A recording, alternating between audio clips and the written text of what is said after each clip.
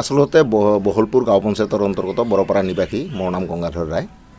মই যোৱা 2017 বৰ্ষৰ পৰা এই আমাৰ যিটো বাঁহ আছে, এই বাঁহৰ চুঙাৰ পৰা মানে আমাৰ ত্ৰিৰংগা পতাকাখন অংকন কৰিবলৈ লৈছোঁ।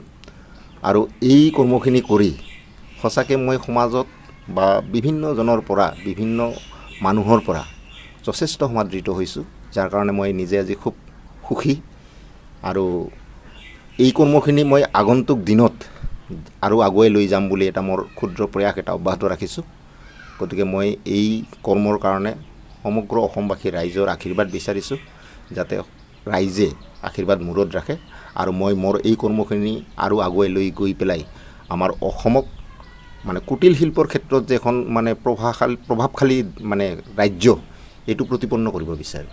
CM শেহতীয়াভাৱে আপোনাক কি দিছে? এই কৰ্মটোৰ কাৰণে আমাৰ বিলাচীপাৰা চাব ডিভিশ্যনৰ দায়িত্বত থকা জনসংযোগ বিষয়াগৰাকীৰ মহোদয়াৰ জৰিয়তে CMে মোৰ গোটেই তথ্যখিনি সংগ্ৰহ কৰি লৈছিল কিছুদিন আগতে। আৰু যোৱা 26/7/2021 তাৰিখত অসমৰ মাননীয় মুখ্যমন্ত্ৰী ডক্টৰ হিমন্ত বিশ্ব শৰ্মা দেৱে তেখেতে এখন মোক মানে পত্ৰ প্ৰেৰণ কৰিছে। পত্ৰ মানে শুভেচ্ছা পত্ৰ, যে মোৰ এই কৰ্মটোৰ কাৰণে তেখেতে যথেষ্ট সুখী, খুব ভাল পাইছে। ময়ো এই চেগতে মাননীয় মুখ্যমন্ত্ৰী ডাঙৰীয়াক আন্তৰিকতাৰে ধন্যবাদ জ্ঞাপন কৰিছোঁ। তেখেতে যে মোৰ এই ক্ষুদ্ৰ প্ৰয়াসখিনি তেওঁৰ নলেজত গৈছে, তেখেতে যে মানে খুব ভাল পাইছে, তেখেতে চাৰ্টিফাই এটা দিছে মোক, এইটোৰ কাৰণে মই খুব সুখী। আগন্তুক দিনত তেখেতে অসমৰ চুকে কোণে সোমাই থকা যিসকল প্ৰতিভাসম্পন্ন শিল্পী সুপ্তপ্ৰায় অৱস্থাত আছে, তেখেতসকলক যাতে আৰু উদগনি দিব পাৰে, তেখেতসকলক টানি বাহিৰলৈ আনিব পাৰে, ফকাচিঙত আনিব পাৰে, এইখিনি মই আশা ৰাখিছোঁ।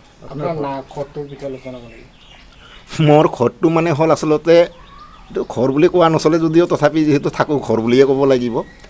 এই সৰু প্ৰজাতিত মোৰ নামটো আচলতে সপোন পূজা ৰাখিছোঁ এটা কাৰণতে, যে মানুহ মাত্ৰই সপোন আছে, গতিকে মোৰো কিছুমান সপোন আছে আৰু এই গোটেই সপোনখিনি ৰচনা কৰিব লাগিব আচলতে এইটো ঘৰত থাকিয়ে, যাৰ কাৰণে মই ঘৰৰ নামটো আচলতে সপোন পূজা বুলি নামাকৰণ কৰিছোঁ।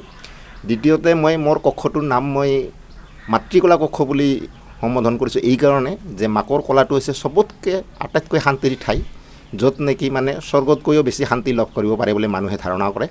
আৰু ময়ো ভাবোঁ যে মোৰ এই ৰুমটোত থাকি যাতে মাকৰ কোলাত থকা শান্তিটো মই লভিব পাৰোঁ, যাৰ কাৰণে মই মাতৃকলা কক্ষ নামেৰে মোৰ কক্ষটোৰ নামাকৰণ কৰিছোঁ।